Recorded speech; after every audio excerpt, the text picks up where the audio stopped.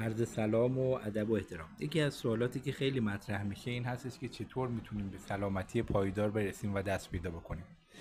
ببینید، همونطوری که ما جسممون رو با بهداشت از آفات، بیماری ها، ویروس ها و باکتری ها دور نگه میداریم، باید بتوانیم ذهنمون، احساساتمون و روحمون رو هم از آسیب ها دور نگه داریم.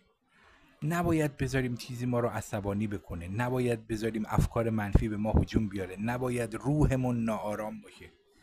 اگر این اتفاق بیفته ما نمیتونیم به سلامتی پایدار برسیم و نمود همه اینها در جسم ما هستش.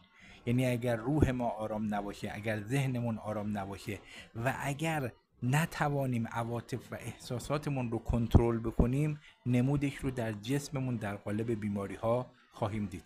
بنابراین وقتی به سلامتی پایدار میرسیم که بتونیم همه اینها رو از آفات حفظ کنیم.